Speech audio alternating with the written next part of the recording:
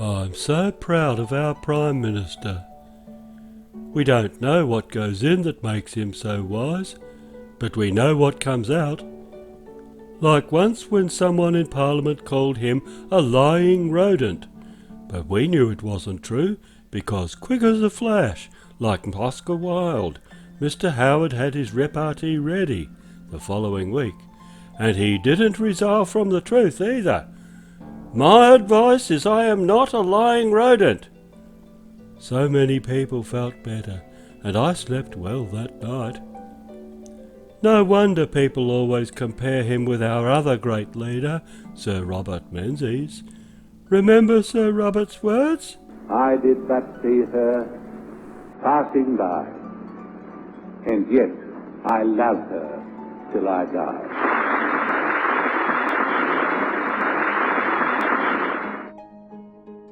Well, my goodness, Mr. Howard said something very similar.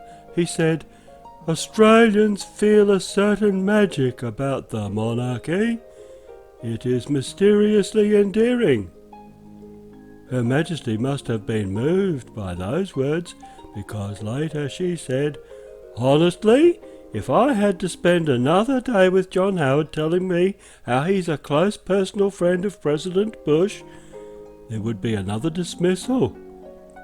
I suppose she meant to replace Mr. Blair with Mr. Howard.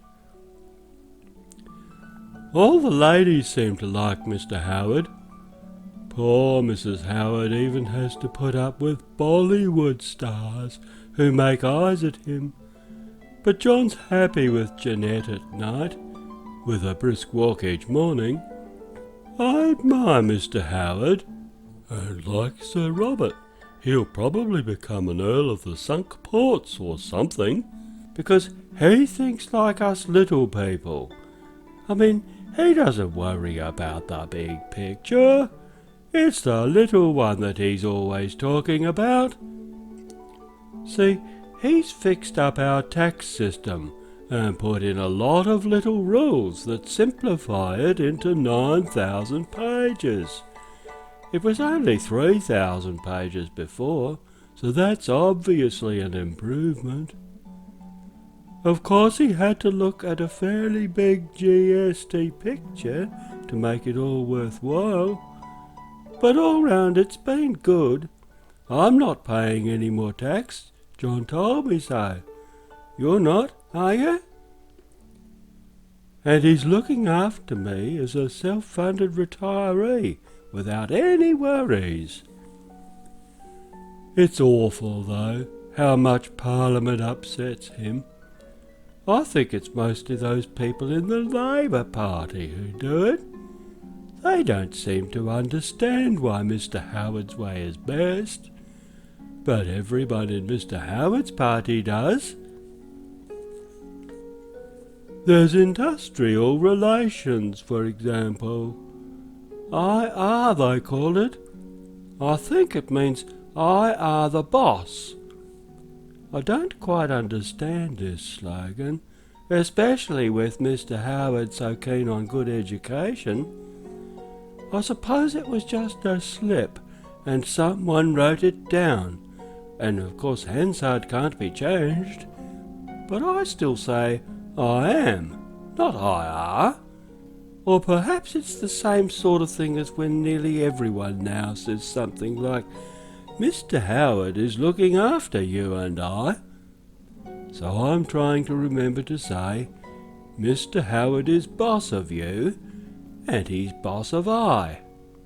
But it is difficult.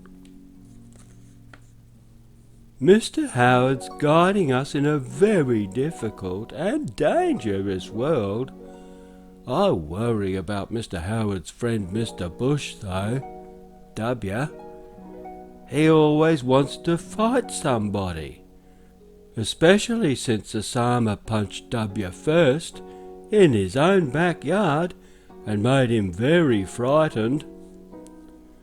Since then, W's got his gang together to try and beat up Osama. Trouble is he doesn't know where Osama lives, so he's just bashing up Saddam, 'cause he thinks he's Osama's friend. And anyway, Saddam's got some toys W wants.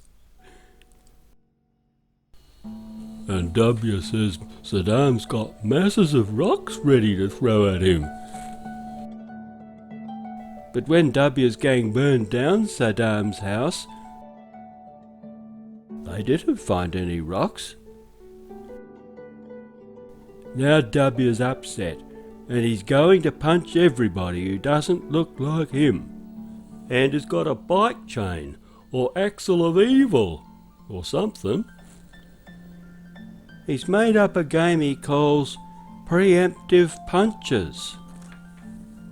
Now Mr. Howard plays the game with him. I think he's keen on W's sister, Condi, but I think W told him porkies. Anyway, Mr. Howard got serious about it and bought his own war game. He got all his friends to play the game.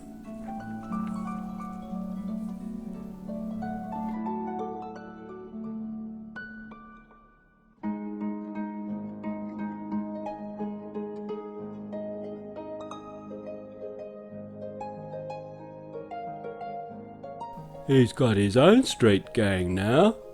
Alexander, Tony, Philip, but I'm not sure about Peter.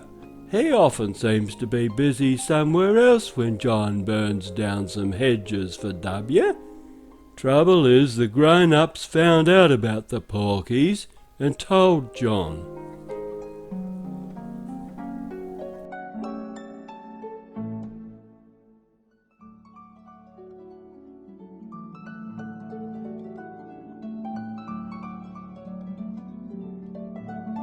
I worry that Osama's friends might think all of us in Australia are to blame for the hedges.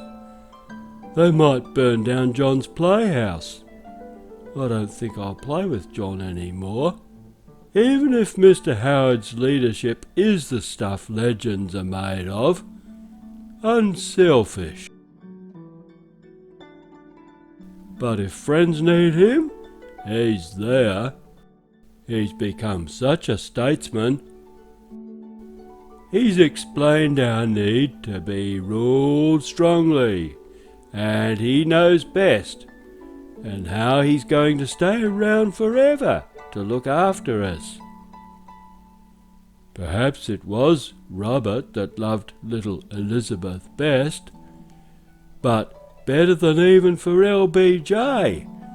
John says what we can honestly believe. I can't get enough, ya, W.